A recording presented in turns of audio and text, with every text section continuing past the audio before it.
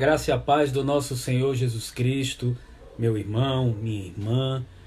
Que Deus possa abençoar a tua vida essa noite, possa trazer a você todo o seu conforto, todo o seu gozo de estar na presença do Senhor. Esse dia que o Senhor preparou para nós é um dia em que estamos felizes, sabendo que todas as coisas o Senhor fez e fará para cada um de nós.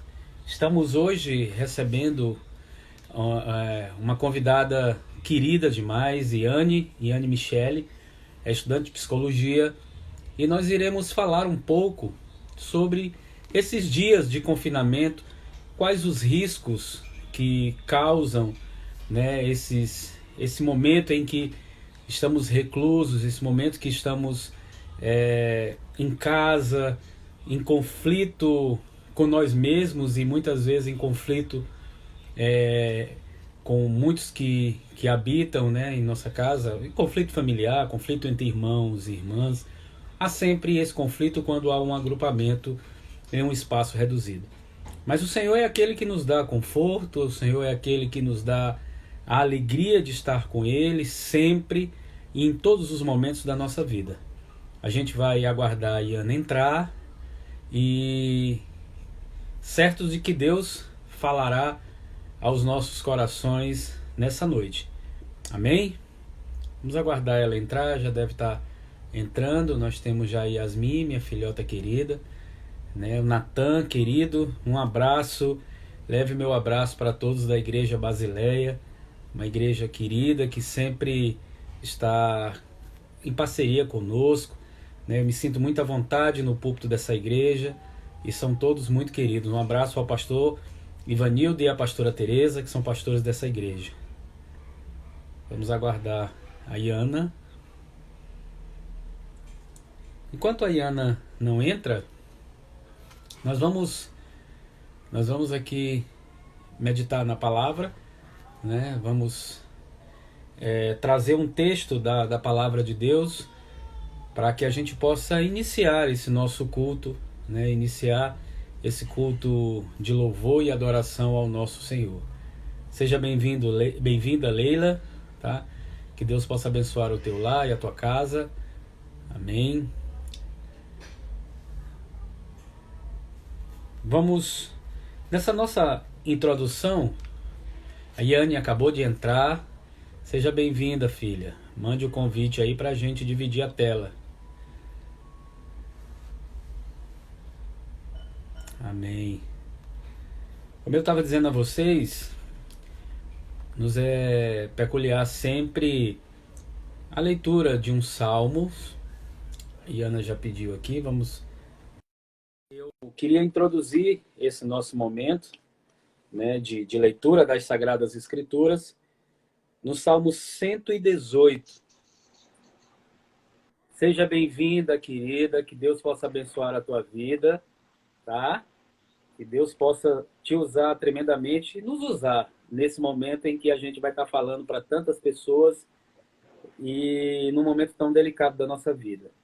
Você sabe o carinho que nós temos por você, pelo Haddad, já são filhos do coração, e a gente vai iniciar o nosso culto online com a leitura dos Salmos 118, e nós vamos ler do 24 até o 29.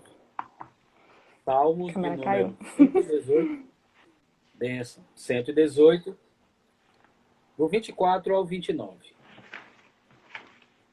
Diz assim: Este é o dia que o Senhor fez, e regozijemo-nos e alegremo-nos nele. Ó, salva-nos, Senhor, nós te pedimos.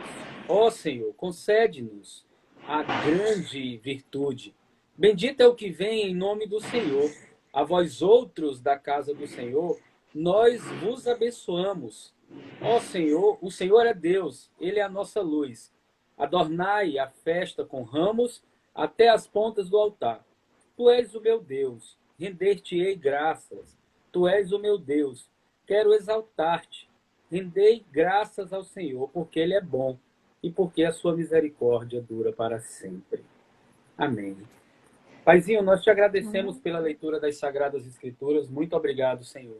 Nos dá agora um momento de louvor na tua presença e que nós possamos render graças a ti através dos cânticos, no nome de Jesus. Amém. Eu preparei 2 cânticos para a gente hoje, que são cânticos que falam mais ou menos da temática que a gente vai trabalhar hoje. O primeiro é o hino 342 do nosso cancioneiro, do nosso hinário metodista, que chama-se Sossegai.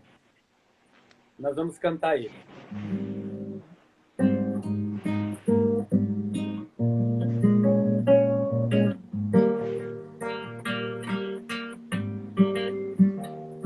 Ó mestre, o mar se revolta, as ondas nos dão pavor. O céu se reveste de trevas, não temos um Salvador. Não te diga que morramos, podes assim dormir, pois a cada instante nos vemos, já prestes a submergir. A minha palavra obedecerá, sossegai.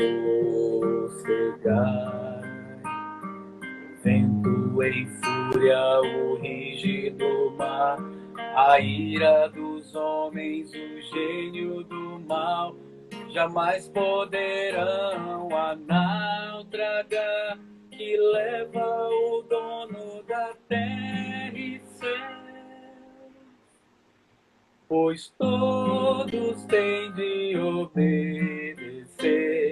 sossegai, sossegai, porque havereis vós de temer, sossegai. Mestre, muito grande a tristeza, me quer hoje consumir. A dor me perturba minha alma, vem, mestre, me acudir. De ondas do mal tão medonhas, como me livrarei? Só tu podes salvar-me, mestre, vem, pois, meu Senhor, meu Rei. A minha palavra obedecerá, sossegai. O vento em fúria, o rígido mar, a ira dos homens, o gênio do mal, jamais poderão a naufragar, e leva o dono da terra e céu. Pois todos têm de obedecer, sossegai, sossegai, porque havereis vós de temer, sossegai. Mestre, chegou a bonança, em paz vejo o céu e o mar. O meu coração goza calma, e não poderás findar. Detente comigo, meu mestre, excelso o dom do céu, e assim chegarei bem seguro ao porto destino meu.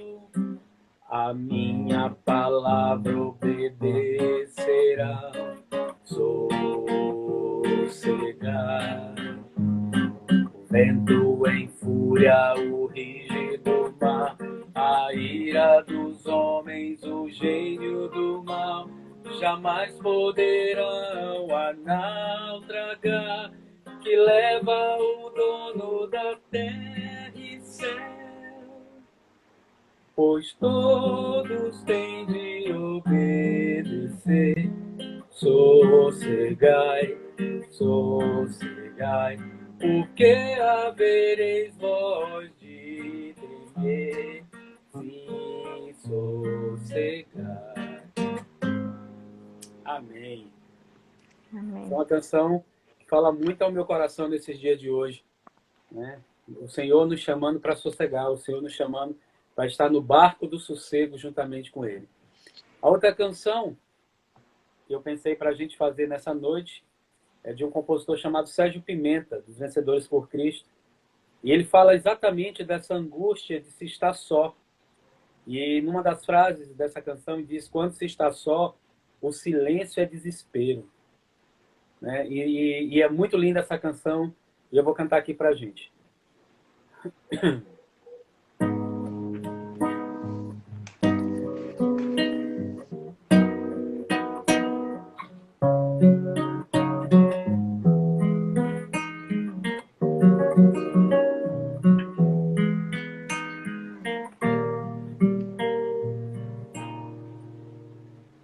Quando se está só, o silêncio é mais profundo, as noites são mais longas, o frio mais intenso, e até a própria sombra parece estar mais junta, como se soubesse quando se está só.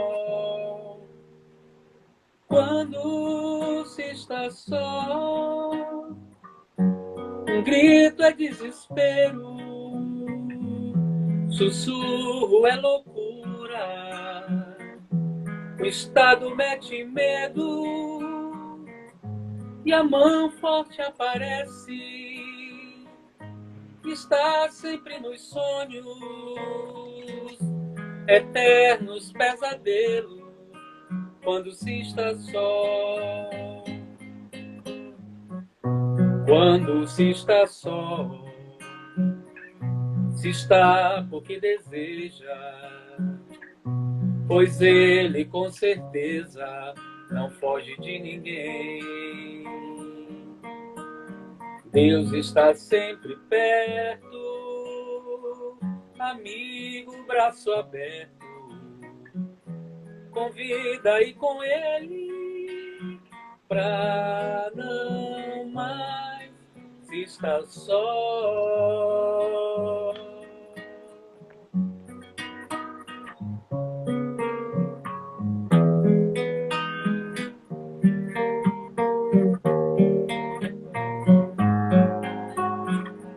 Quando se está só, está porque deseja, pois ele com certeza não foge de ninguém.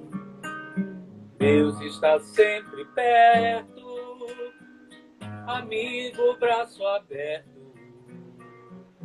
convida e com ele pra não mais se estar só, pra não mais se estar só. Glória a Deus. Paizinho, nós te agradecemos por esse momento em que louvamos a Ti, Senhor, através dessas canções, canções que falam ao coração solitário, a um coração que necessita de Ti, a um coração que necessita, Senhor, do Teu amparo, do Teu conforto, e também, Senhor, que anseia para que todas as coisas possam ser superadas, clareadas, e nós sabemos que o Senhor é a luz que clareia todas as trevas. E o Senhor não foge de ninguém. O Senhor é aquele que está sempre perto, um amigo sempre com o braço aberto. Basta convidarmos a estarmos contigo para que a gente deixe a solidão de lado. Te agradecemos e bendizemos no nome de Jesus. Amém. Amém. Boa noite, querida Iana. Eu queria que você pudesse se apresentar, dar suas considerações iniciais, né? Já te dizer da nossa alegria imensa em tê-la conosco, né? Sempre assim, você sempre disponível para nos ajudar e sempre disponível para falar, né, sobre as coisas de Deus, e isso alegra muito ao meu coração. Deus te abençoe, viu, filha? Olá, gente, boa noite. Vocês estão me ouvindo bem? Sim, tá tudo bem. Tá, né? Eu tô de fone. Primeiro, eu queria me apresentar. Para quem não me conhece, eu me chamo Yane. Como o pastor já falou, eu curso o último período de psicologia. E eu estou muito feliz por esse convite. Queria mesmo agradecer ao pastor, a todo mundo que está se dispondo a ouvir um pouquinho e compartilhar, fazer essa troca. E quando eu recebi o convite e ele falou que era sobre para falar um pouco sobre as pressões emocionais devido ao confinamento, eu me peguei pensando em várias situações, né? Porque apesar dessa ser uma situação excepcional, acredito que ninguém aqui já passou por uma situação como esta,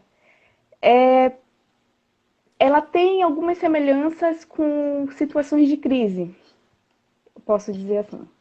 As pressões emocionais, devido ao confinamento, tem vários fatores, mas acho que um que eu posso começar destacando é o que significa o confinamento, né? Se a gente for parar para pensar, ao longo da história, o confinamento ele foi destinado a pessoas que cometeram algum delito. Então, sempre foi muito associado à É um questão cárcere. de punição, como se fosse uma punição. Então, já começa por aí o nosso descontentamento, né, com essa situação. Porque, indireta ou diretamente, a gente acaba associando a um aspecto de punição. Então, se o homem antes ele cometia um delito, eles começaram a excluir, a confinar essas pessoas, tirar do convívio social. A gente percebe, inclusive, em alguns métodos de criação, de pedagogia, onde a criança, quando comete um comportamento inadequado, ela é afastada e coloca em um canto onde ela não pode conversar com ninguém porque ela precisa pensar. Ela é afastada. Então, assim, eu estou trazendo primeiro esses fatores porque nos ajuda a entender como que, por que esse confinamento traz tantas pressões, né? Esse é o primeiro ponto. Outro ponto que eu queria também tocar é o fato de ser uma exceção, né? Uma situação excepcional, e como toda exceção, é comum e é muito natural que a gente se pergunte, tá, é uma exceção, então eu sigo qual regra? Então, qualquer tipo de regra, né? Qualquer situação onde é estabelecido umas regras, então na nossa vida, no nosso dia a dia, a gente costuma ter uma rotina. Então, de manhã eu saio para trabalhar, de tarde eu vou para a faculdade, de noite, enfim, eu vou para uma atividade esportiva. A gente tem um cronograma, uma disciplina. E aí, quando foge disso, é comum que tenha uma certa ansiedade no sentido de se questionar. E agora? O que eu faço? Eu não posso fazer nada disso. E agora? Então, qual regra nos preside diante dessa exceção? E aí, isso gera vários questionamentos. A gente talvez não se pegue perguntando, né, o que fazer. Mas é comum que o nosso corpo responda: tá, não posso fazer nada que eu fazia. O que eu faço? E aí a gente entra em um assunto muito delicado, que é o segmento de dicas muito ferrenhas. Então, se você liga a televisão, você tem vídeos falando sobre como você deve se comportar em casa. Então, de manhã você faz exercício físico, de tarde você faz uma leitura, de noite você aprende a fazer uma comida diferente. Então, é muito comum que tenha essas dicas. É ruim, Anne? Não, não é uma crítica. Mas é para chamar a atenção que as dicas não servem a todo mundo, né? Quando é colocado, quando é listado várias dicas, várias atividades, nem todo mundo se encaixa. Então, eu queria adiantar que a minha pretensão não é listar uma lista de atividades de como melhorar a ansiedade, de como melhorar, enfim, as condições de confinamento. Mas tentar refletir juntamente com vocês o porquê que isso ocasiona tantas emoções ruins, né? O porquê que é tão ruim eu ter que parar, né? Por que isso incomoda tanto ficar sem uma produção? Acho que eu posso começar por aí. E aí a gente começa a perceber vários tipos de confrontos. Confrontos de si, da gente, né? Para as nossas emoções, como o medo. E aí eu posso citar o medo real, né, da morte, que é um risco. A gente está falando de uma pandemia onde várias pessoas estão morrendo. E aqui, falando da nossa região, tem crescido os números de óbitos, então é um medo que é natural que se tenha, é humano que se tenha. Outra questão também que eu poderia apontar é o desconhecido. Então, se a gente liga a televisão, acessa as redes sociais, os vídeos, todos os materiais giram em torno de que a gente está passando por uma fase onde a gente não sabe o que vai acontecer. Então, o medo do desconhecido também assola os nossos pensamentos, também faz com que a gente interprete que a gente tirou o controle, todo o nosso controle. Então, uma pessoa que tem o costume de organizar a sua vida, de se manter disciplinado no dia a dia, quando se depara de uma semana para outra ter que parar todas as suas atividades, é uma falta de controle, né? Isso também gera um descontentamento. E também, uma coisa que a gente não pode deixar de citar é que tudo isso é somado a vidas que já estavam em curso, né? Então, não é uma nova vida. É esses sofrimentos ocasionados por essa situação que é excepcional, com vidas que já estavam em curso, com sofrimentos que já estavam em curso, com desequilíbrios emocionais que já estavam em curso, com adoecimentos que já estavam em curso, com óbitos que já estavam em curso. Então, é uma soma. E aí a gente pode perceber que não é tão interessante a gente falar sobre um tipo de diagnóstico devido a essas pressões emocionais. Porque, perceba, a gente está passando por um período que é muito contextual, né? Então, essas emoções, elas são muito desenvolvidas e envolve todo o contexto que a gente tem passado. Então, eu gostaria também já deixar aqui registrado que a intenção também não é falar sobre assim, um tipo de ansiedade específica, um tipo de diagnóstico específico. Porque a gente está passando por uma situação, como eu já falei, uma situação que foge à regra, né? E que é natural que se tenha emoções, que as emoções fiquem um pouco embaçadas, que as emoções fiquem, que a gente realmente tenha e experimente novas emoções, inclusive emoções ruins. E aí, conforme eu for falando, vocês podem, o senhor pode me interromper, pode fazer pergunta, mas quando eu estava preparando, tentando pensar o que eu posso aliar, né? O que eu posso trazer daquilo que eu já tenho estudado com pessoas que são cristãs para fazer uma troca que seja suave. Porque de peso já tem muitas informações. Então, eu gostaria de trazer reflexões que nos façam compreender melhor como que a gente consegue ir de encontro com aquilo que nos faz mal. Não para sentir o mal, mas para que a gente possa entender o caminho de volta, para tentar passar por esse tempo mal de uma forma menos dolorida. Então, cada sujeito, eu vou enfrentar essa pandemia, o confinamento de uma forma, o senhor vai enfrentar de outra forma. Então, cada pessoa vai enfrentar a crise, essa crise situacional, de acordo com o seu funcionamento. Então, tem gente, inclusive que eu já conversei, que não tem sentido muita diferença porque para ela tá tudo bem ficar em casa, para ela tá tudo bem não ter que sair, porque por hora já fazia home office, por hora já tinha um ensino à distância. Então, algumas pessoas não vão ser tão impactadas por isso. Já outras não. Já outras vão sentir um pouco mais, principalmente quem depende, né, da saída para a rua para tirar o seu sustento, o sustento da sua família. Eu acredito que essas são pessoas que realmente têm sentido bastante.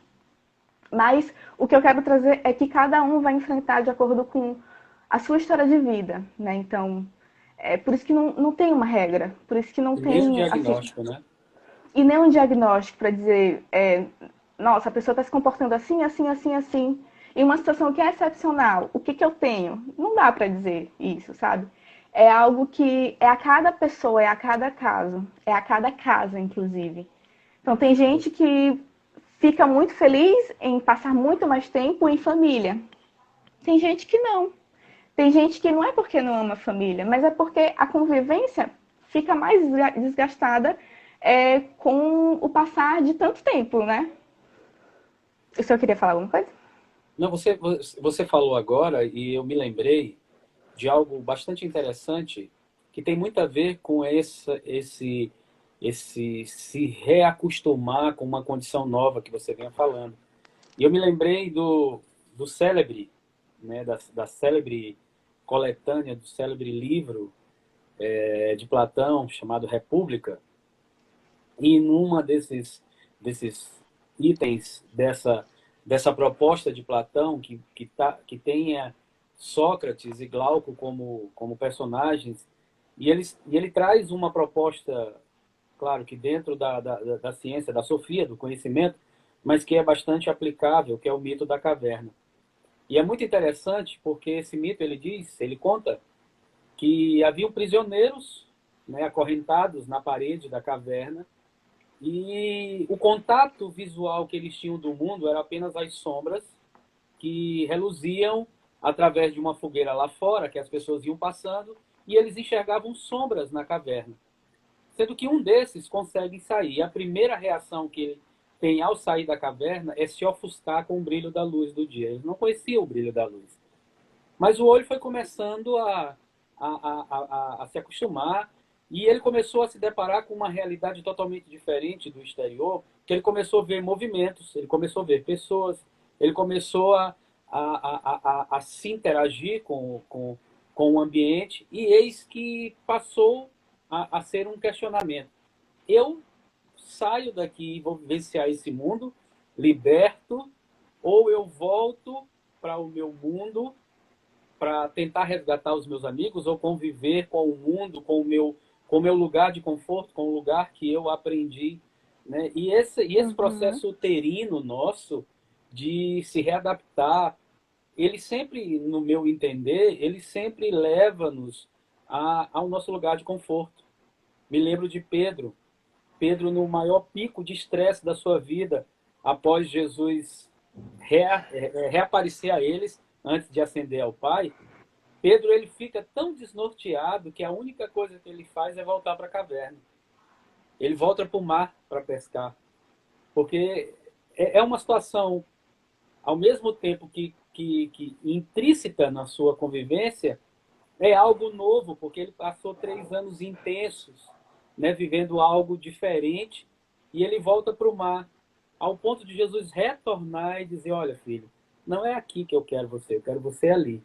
Né? Então, às Uhum. vezes, esse conflito que você falou, ele tem um paralelismo muito grande no que diz respeito a casa como nosso lugar de refúgio para uns e um lugar de tormento para outros. Né? E aí você não tem como dizer assim, o diagnóstico desse confinamento, é 100% satisfatório para todo mundo, não é isso? E também assim, a gente costuma dicotomizar muito, né? Assim, então, é ruim ou é bom, né? Ou faz bem ou faz mal? Eu fico ansioso ou eu sou calmo?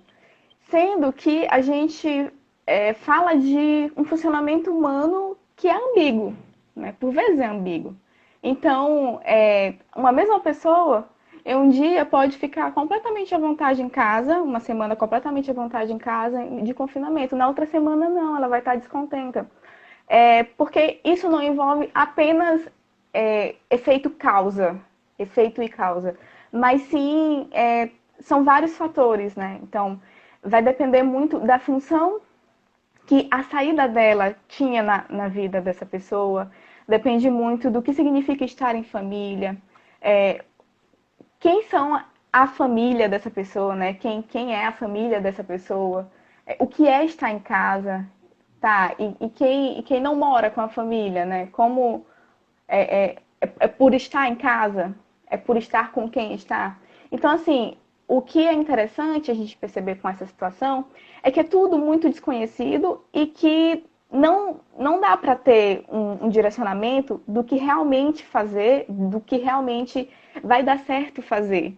Eu acho que o interessante de a gente passar por uma situação de crise, onde a gente desconhece, a gente confia, claro, a gente tem esperança, a gente tem a fé, mas a gente desconhece. Assim, a gente desconhece o que está por vir. É a possibilidade de refletir sobre as nossas ações, de refletir sobre a função que a casa ocupa na nossa vida, a função que o trabalho ocupa, o que é estar produzindo e por que estar produzindo é tão importante. Será que é somente que é tão somente pelo sustento familiar? Por que estar produzindo é importante? E quem sabe revolucionar. Então, tem vários relatos de pessoas que estão descobrindo novas formas de produzir. O aumento dos deliveries, por exemplo. Né? Então, a configuração social é muito provável que sofra impactos devido a esse contexto de pandemia. E as pessoas elas vão naturalmente encontrando formas de se readaptar, né? A questão que fica é como se readaptar? Será que voltar a fazer exatamente o que eu fazia é o melhor? A gente pede muito para voltar a ser como era antes. Mas será que é possível ser como era antes de forma saudável? E eu não falo apenas em voltar ao trabalho, porque isso é necessário, todos têm que trabalhar, todos têm que estudar, todos têm que ter uma vida de produção, para que você tenha o sustento, faça suas conquistas, sonhe, realize sonhos, isso é muito importante. Mas eu falo no sentido geral da sociedade, né? Essa é a primeira fase do deserto. A gente consegue tirar o melhor, mas ao mesmo tempo, essas emoções manifestas, elas também representam o pior que há da situação. E não é que seja ruim extrair só o pior ou só o melhor. Os dois, porque isso a gente consegue entrar em contato com emoções que, muito provável, a gente evitava entrar em contato. Então, o que é a pessoa ansiosa? É a forma como ela interpreta o mundo. Então, o sistema nervoso reconhece que ela está em uma situação de risco e aí começa a expressar fadiga, boca seca, coração acelerado. Ativa um processo que eles chamam de luta e fuga. E aí, mesmo que você não esteja em uma situação real de risco, mesmo que você esteja em casa, se a sua mente interpreta dessa forma, você acaba que reage involuntariamente com alguns sintomas de ansiedade. Mas não significa dizer que você adquiriu um diagnóstico de ansiedade. Significa apenas dizer que você está passando por um processo que você nunca passou antes e o seu corpo está reagindo para tentar lhe manter da melhor forma possível. É isso mesmo. Eu fico aqui, você está falando agora, e tá me vindo várias memórias e, e principalmente no que diz respeito à nossa maior concepção da fé, que são as Escrituras Sagradas. E você me falando agora, e eu imediatamente me linkei com Elias, né? Elias, ele não tinha um quadro de ansiedade, pelo contrário. Pelo menos a Bíblia não nos traz esse quadro. Era um homem seguro, um homem que ousou usar da sua palavra para mover o sobrenatural, né? Elias, quando pede para chover e quando pede para parar, ele diz sobre minha palavra, né? Não chova ou chova. E quando vem isso hiperbolizado, né, através de uma iminente ameaça de morte, ele vai ao ponto de estar lá embaixo do zimbro, né, e começa a pedir a morte. Então, é uma coisa que isso me trouxe sempre esse questionamento. Até que ponto esse quadro se manifesta, né? Até que ponto Uhum, eu não tenho o controle de saber se sou ou não sou, porque é interessante que ele chega a pedir a morte para mim, eu não sei, claro, isso é uma opinião de leigo, mas eu creio que deve ser um dos últimos estágios da ansiedade. Ele chega a pedir, Senhor, me tire a vida, né? E aí ele é uhum, reanimado com uma promessa de Deus, olha, levanta, come e vai para a estrada de Damasco, porque lá tem mais 7.000 que creem em mim e que você precisa cuidar desse povo. Né? Então, às uhum, vezes, até que ponto a gente tem o controle sobre essa máquina indescritível, essa máquina inexplorável que é o corpo humano, né? Como é que a gente somatiza isso? Às vezes você pode ser uma pessoa muito tranquila e ser um poço de ansiedade, né? Ou não, né? uhum. Como é que a gente identifica isso? Como é que a gente parte desse princípio de ser ou não ser, eis a questão da ansiedade? Sim. Assim, eu acho que a gente poderia começar com uma pergunta. O que é ansiedade, né? Ansiedade hoje a gente entende como sendo um conjunto de sinais e sintomas persistentes que algumas pessoas manifestam diante de alguma situação, de um objeto, ou sem nenhum precedente, sem nenhum tipo de situação que possa justificar essa manifestação de sintomas. Mas isso a gente tem essa concepção hoje, né, século XXI, onde a ciência, a ciência médica principalmente, ela já desenvolveu o próprio DSM, onde eles é, elaboraram várias categorias para que facilitassem o processo, o manejo profissional das pessoas que estavam em sofrimento. E essa palavrinha sofrimento é que eu considero como chave para que a gente possa pensar a respeito da ansiedade. A ciência, a medicina, enfim,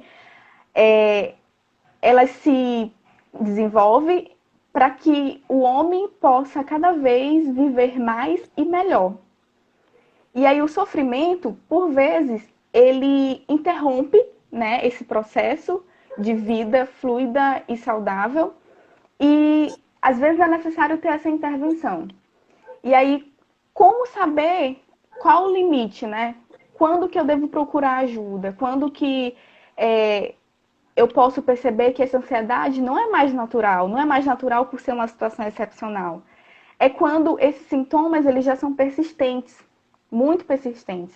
Quando esse sofrimento ele é muito intenso e a pessoa não sabe como reagir, não consegue desenvolver mecanismos de forma natural para lidar com esse sofrimento. É quando tem outras complicações associadas, como, por exemplo, esse caso que o senhor citou de uma conduta suicida. É quando a pessoa ela já tem um comprometimento muito significativo do funcionamento social. Então, dentro de casa, a pessoa já não consegue ter funcionar como ela funcionava ou dentro de suas possibilidades conseguir ter esse funcionamento significativo, já que a gente não pode falar de um funcionamento social porque nós estamos confinados. É quando tem outros riscos de complicações, como, por exemplo, uma pessoa que já tem algum tipo de vício, extrapola o vício, ou então inicia um vício. E quando eu falo de vício, eu não falo apenas de vícios psicoativos. Eu não falo apenas de vícios de substâncias químicas, um cigarro, o álcool, não. Eu falo de vícios que possam interferir no funcionamento social dessa pessoa, que já está dando prejuízo social para essa pessoa. E entre outros sintomas de você não conseguir dormir dia após dia, você realmente ter esse sofrimento intenso e persistente. Poxa, esse sofrimento está intenso e persistente. É claro que precisa de ajuda. É claro que você precisa de uma orientação profissional. E para isso, eu fico muito feliz em poder dizer que, por um lado, algumas pessoas estão encarando esse confinamento de forma muito contrária, né? Inclusive negando as recomendações sanitárias de ficar em casa, dos cuidados à saúde.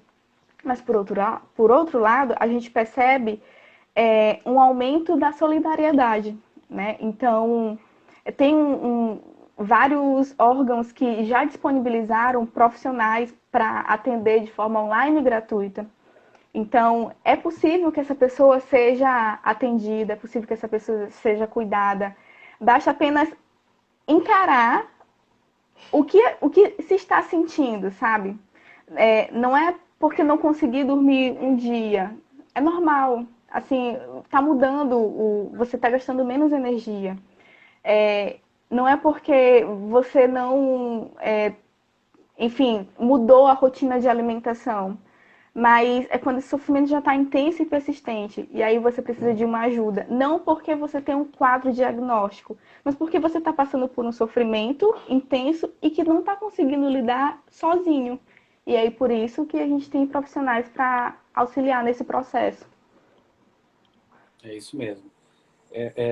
Eu tenho uma outra historinha. Você está indo para o lado técnico e eu estou puxando para o lado da Bíblia. Né? Acho ótimo. Tem duas historinhas que também têm muito a ver com esse confinamento. A primeira historinha, além desse confinamento de Elias, eu estou aqui recordando também o confinamento de Davi na caverna de Adulão. E o interessante nesse confinamento é que talvez seja o mais próximo do que a gente vive na nossa realidade. Né? O texto lá em 1 Samuel. Né? No capítulo 22 ao 24 fala sobre isso. E quando Davi ele vai para a terra de Gade, que ele chega lá e ele diz, olha, eu estou correndo de Saul e toda a população lá diz, olha, esse aí que matou o nosso guerreiro, Golias. E eles, olha, eu vim pedir aqui uma arma e tudo. Aí a pessoa chega e diz, olha, tem aqui a espada com que você cortou a cabeça de Golias. E ele se finge de louco, né? Ele começa a arranhar as paredes, começa a babar. E as pessoas dizem, olha, foi esse louco que venceu? Então manda ele embora, né? Claro, ele age de uma forma... Mas quando ele chega lá, é interessante que o texto diz que ele encontra familiares e encontra mais 3 grupos de pessoas, né? Que estão lá provavelmente também fugindo de alguma coisa, né? Lá tem devedor, lá vai ter pessoas que vieram com medo de morte e tudo. E o interessante é que ele reúne nesse confinamento, e aí é um confinamento benéfico, porque aquele que chega com medo nesse confinamento consegue organizar todos aqueles distintos que lá estavam e passam com ele ser um exército, chamado até de valentes de Davi. Né? Então, esse também é um outro lado que eu queria puxar para a gente debater. Que esse período também de confinamento pode ser também um reaprendizado, né? de se ter uma nova visão do que se tinha sobre um determinado local, que talvez seja o local mais ambíguo da nossa vida, que é a nossa própria casa, né? A gente às vezes eu estava até falando para uma ovelha aqui da igreja que eles falam, mas eu não aguento mais ficar em casa. Depois pensa naquela sensação de 6 horas da tarde quando você chega do serviço, que você vai caminhando naquele trânsito louco para chegar em casa, né? Então há esse sentimento aflorando, né? E pensar também que esse lado pode ser um lado benéfico, como foi Davi, né? Um lado do confinamento. Eu particularmente eu tomo para mim eu tô assim reaprendendo essa convivência familiar, não que eu não conviva, não que eu tenha algum conflito, mas por exemplo, eu tinha, vamos dizer, das 24 horas, 6, 7 horas intensas com a minha família, com meus filhos, né? E agora você se vê assim, o seu próprio filho dizer assim, poxa, pai, que legal, estou passando muito tempo com o senhor, né?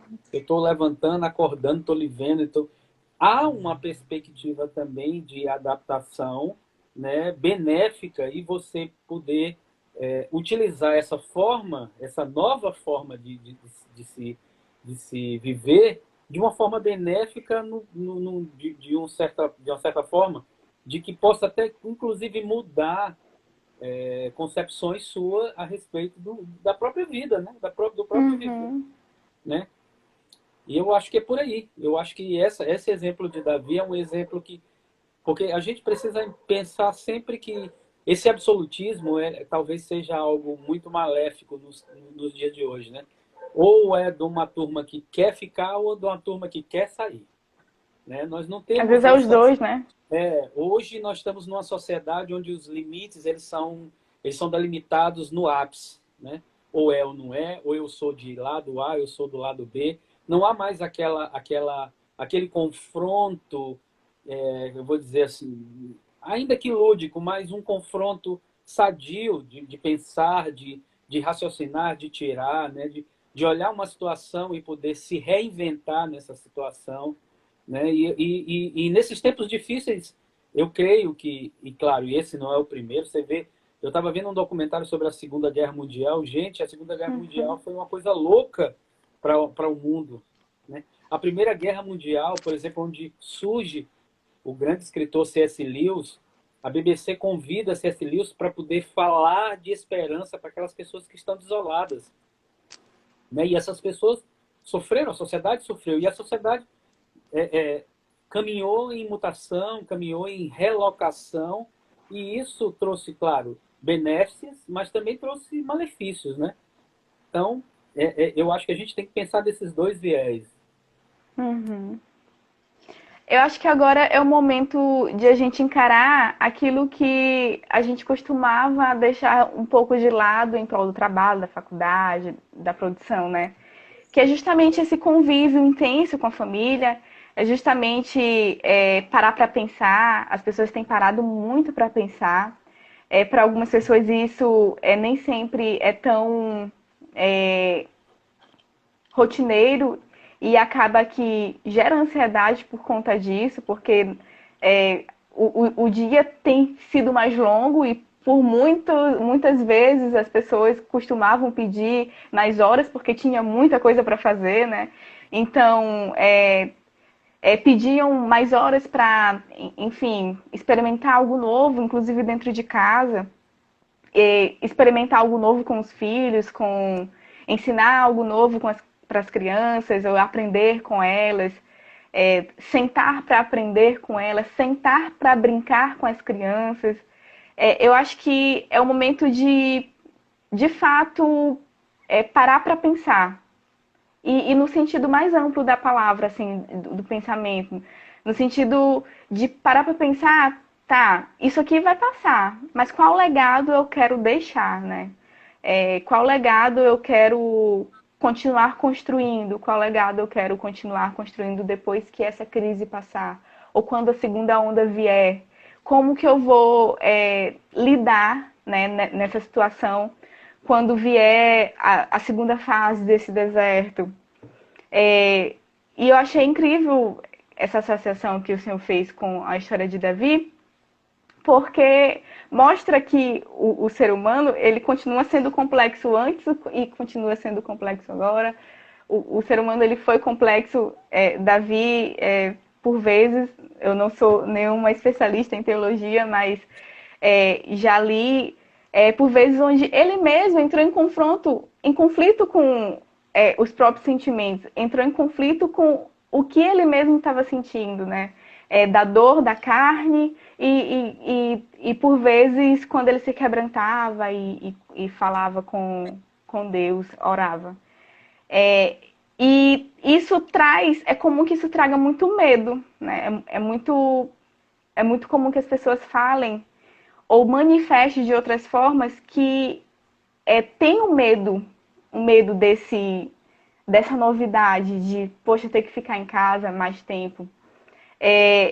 Mas como o senhor falou, para algumas pessoas está sendo uma forma de ressignificar esse período e ressignificar de uma forma duradoura, que talvez quando a rotina puder voltar para as ruas, quando as pessoas puderem circular novamente, normalmente, é provável que as pessoas parem para pensar um pouco mais, né, antes de ter um ritmo de vida tão acelerado, né? Então, essas mesmas emoções que têm se manifestado agora por conta do confinamento, elas também já se manifestaram por conta de um ritmo de vida muito acelerado. Então, percebe que dos dois lados tem assim o sofrimento, mas a questão é o que fazer com esse sofrimento, né? Assim, como lidar com esse sofrimento e sem deixar de olhar para si. Acho que esse que um momento oportuno para que as pessoas elas possam, além de olhar para os outros, mas de fato possa olhar para si, para que assim possa lidar melhor com os outros, assim em suas relações, manter ou recuperar a capacidade do próprio ato de sonhar, né? Então tem muita gente que com o confinamento tem tido sonhos interrompidos, sonhos, pessoas que desmarcaram casamentos, pessoas que estavam construindo uma família tiveram que desmarcar um casamento, então foi um sonho que foi adiado, outros sonhos que foram interrompidos, então as pessoas realmente estão sofrendo o impacto. Mas pensar que é passageiro, é um momento passageiro, e o quanto antes a gente conseguir tomar as orientações sanitárias para que, de fato, a gente consiga passar por esse momento com menos sequelas possível, com menos pessoas indo a óbito possível, mais rápido a gente vai poder retornar ao nosso estilo de vida ou ressignificar esse estilo de vida e de fato valorizar, continuar valorizando, né, o ato de estar em família, estar com as pessoas, estar entre os amigos, se relacionar, né? Porque nós somos seres para se relacionar. Fomos feitos de fato para se relacionar. E é isso. E tem uma coisa que você falou que eu acho que talvez seja uma das coisas mais difíceis nesse confinamento, nesse isolamento, é se perceber no meio disso, né? Quando você falou sobre isso, eu fiquei pensando, se perceber no meio de uma situação não provocada por você, né? Me traz uma reflexão muito forte sobre isso. Eu estava comentando com um amigo, pastor, e a gente estava falando que a gente não vê entrar na estatística de morte, né, e estatística de contaminação e tudo, as pessoas que vivem em situação de rua. Eu nunca vi uma reportagem sobre existe no meio da população de situação de rua grande contágio. E a gente chegou à difícil conclusão de que essas pessoas provavelmente são o grupo de menor risco, porque essas pessoas jamais são abraçadas, jamais chegam perto dessas pessoas, né? Quando você vai ajudar essas pessoas, você já fala de longe, não há aproximação. Então, essas pessoas já vivem no isolamento social há muito tempo, né? E quando eu parei para refletir sobre isso, e aí é uma busca, né? Uma busca, e aí lembrando do nosso querido Daniel também, né? Daniel foi algo também interessante, que Daniel usou da inveja dos, dos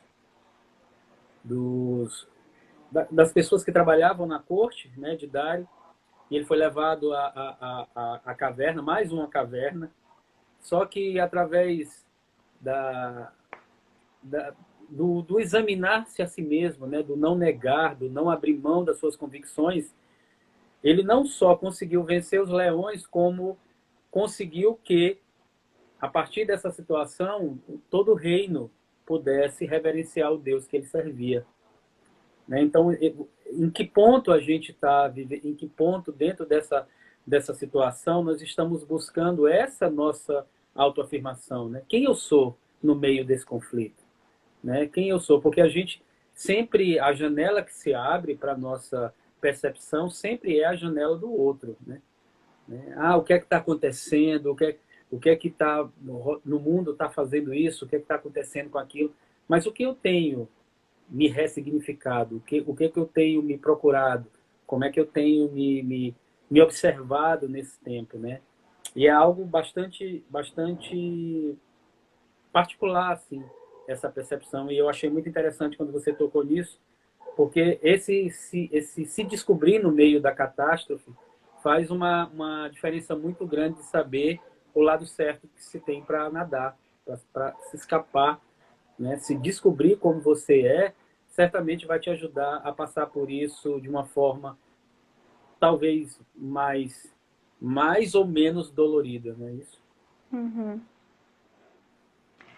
Eu com certeza eu concordo que o autoconhecimento ele ajuda muito no desenvolvimento de estratégias eficazes no enfrentamento, né, de situações de crise.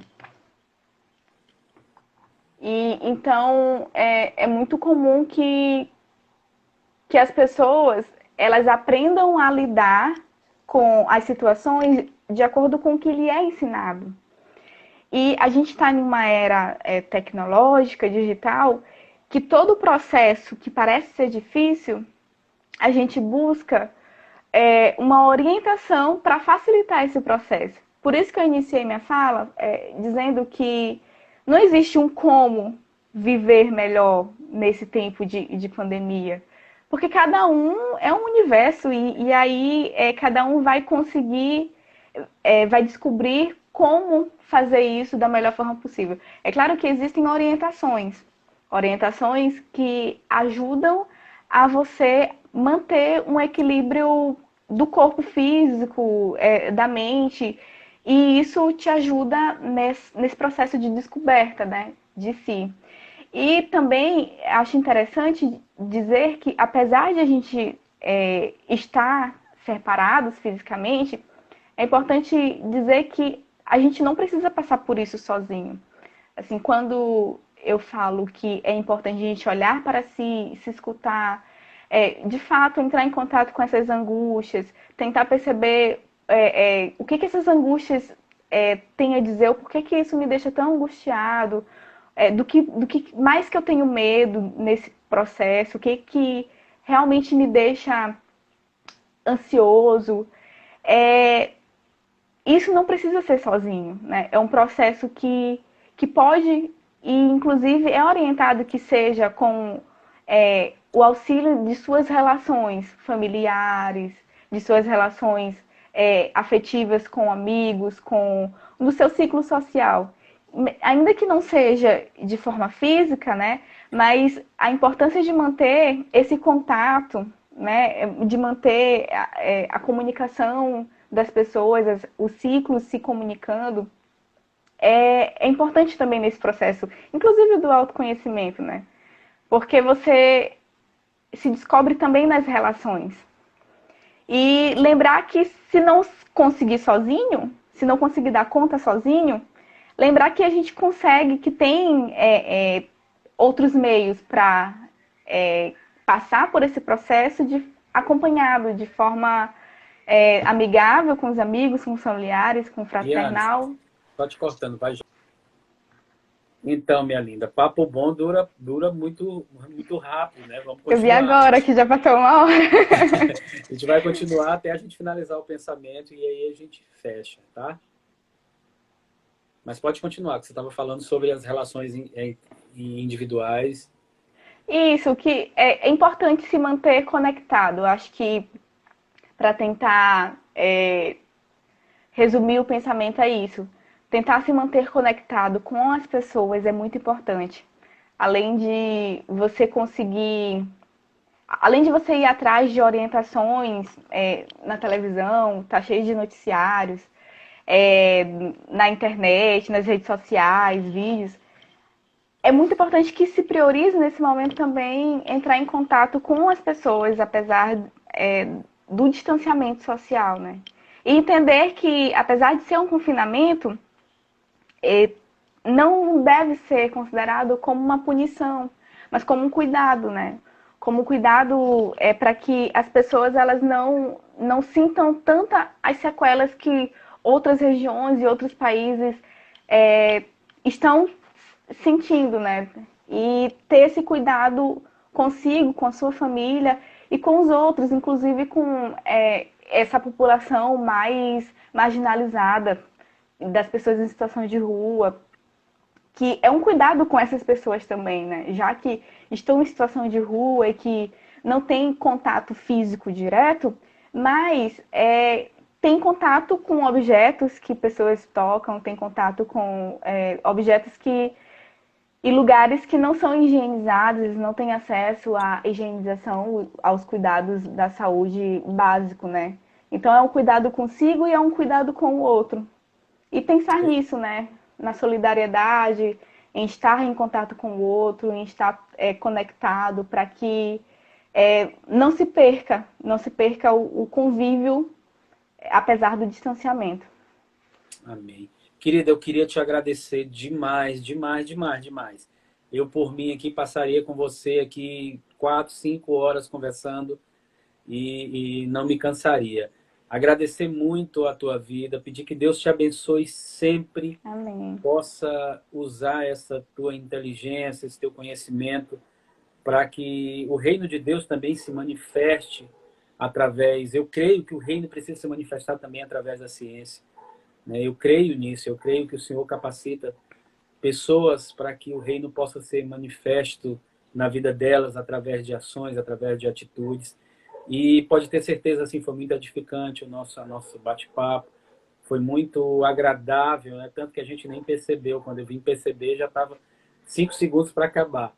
Mas te agradecer muito, do fundo do meu coração, assim, você, juntamente com a Haddad, foi um presente na minha vida aqui ter conhecido vocês, apesar do nosso pouco relacionamento no que diz respeito a um relacionamento físico, mas nós nos percebemos, né, durante essa caminhada muito muito próximos e muito afetuoso assim o nosso contato, né? E eu quero te agradecer muito, agradecer e já te convidar para outras e outras, para que a gente possa estar trazendo de uma certa forma, como você falou, não um antídoto. As pessoas sempre estão buscando antídotos, né? Estão buscando saídas que sejam momentâneas, mas que a gente possa ofertar a elas uma palavra de esperança, né? A gente precisa crer que o nosso Senhor, Salvador e Redentor tem o controle de todas as situações. E o tempo é determinado por Ele, o tempo é estabelecido por Ele, de acordo com o que Ele assim tem pensado e tem projetado para cada um de nós. O que nos resta é confiar, aceitar e seguir firme, né? Seguir firme nessa constante luta entre o nosso eu interior e o nosso eu exterior, como diz Paulo. A nossa oração é que o nosso eu interior sempre vença a luta contra o eu exterior, né? O externo é sempre mais provocado, é sempre mais sempre mais visado, né, isso. Mas eu queria te agradecer, queria te deixar agora à vontade para que você possa fazer as suas considerações finais e dizer que você está no nosso coração, assim, confinada, tá? Que Deus te abençoe. Imagina, eu que agradeço, pastor, eu agradeço muito o convite. É, eu gosto de conversar. E dizer que é isso, assim, acho que para finalizar mesmo, só ressaltar a importância de tentar absorver as informações na medida do necessário. Assim, não ir além do necessário, porque isso também pode ocasionar sofrimentos que a gente pode evitar, né? Então, isso contribui muito, né? Você conhecer o que você pode ter acesso, as informações que você pode ter acesso, para que você se mantenha saudável. E agradecer demais o carinho de vocês, eu sempre me senti muito bem recebida lá na igreja. Me sinto muito, assim, o afeto muito forte por vocês e apenas agradecer mesmo. E Amém. disponha sempre, tá bom? Amém, amém, amém. E eu queria só convidá-los, todos e todas que estão nos assistindo, a rever a primeira parte, né? Iana e eu, a gente bateu um papo sobre essas tensões que nos acarretam esse período, tanto de confinamento como de isolamento social. Então, dá uma conferida também na primeira parte. Amanhã nós teremos, a partir das 9h30, uma escola dominical, né, comigo e com o Jorginho. E à noite, às 18h30, o nosso culto de louvor e adoração ao Senhor. Tá? Eu queria finalizar com uma oração e após a oração eu vou estar impetrando a bênção do Senhor para a vida de todos e todas. Amém? Paizinho, muito obrigado, Senhor. Muito obrigado pela vida de Iane. Muito obrigado, Senhor. Tu tem usado ela como ferramenta essencial na propagação do teu reino. E nesses dias que o mundo respira, Senhor, essa inquietação. Nós precisamos de pessoas que nos passam sempre coisas positivas, coisas que nos faça refletir não só no sentido de temer os dias maus, mas saber que em Ti todas as coisas podem ser realizadas e feitas. Todas as coisas são feitas por Ti e para Ti. Então eu te agradeço muito. Eu peço que o Senhor entre agora no lar de Iane e possa abençoar todos que lá estão, Senhor. Que a paz que excede todo entendimento possa povoar esse lar e, como extensão desse lar, seja também derramado sobre todos os lares que nos assistiram e que estão ainda nos assistindo. Que possa, Senhor, ser o Senhor, aquele que traz o socorro bem presente na tribulação. Aquela pedra angular na qual todo homem, toda mulher deve fundamentar o seu alicerce, a sua construção. Nos dá agora, Senhor, uma noite reparadora, uma noite tranquila, como diz o salmista, um travesseiro sossegado, para que a gente possa amanhã acordar e bem dizer o teu nome pelo dia novo que o Senhor tem preparado para cada um de nós. E nesse momento, Senhor, eu quero impetrar a bênção sobre toda a casa, sobre todo lar, para que a gente possa receber, Senhor, essa bênção que é dado a todos e todas pela graça de Deus.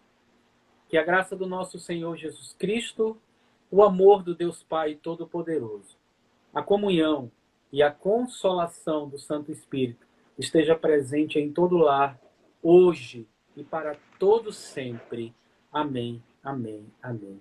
Que Deus te abençoe, filha, abençoe o Haddad, também, que é um querido, e que nós possamos observar esses preceitos que aqui foram falados, mergulhar dentro de nós mesmos, redescobrir o nosso eu e redescobrir toda a nossa vida, né? Se preciso for redesenhá-la, mas que na certeza de que quem tem o lápis e quem tem a precisão do traço da nossa vida é o nosso Senhor. Amém? Que Deus te abençoe e te guarde e que possa resplandecer o rosto dele sobre a tua vida. No nome de Jesus. Amém. Amém. Amém. Deus te Amém. abençoe. Obrigada. Tchau, tchau. Tchau.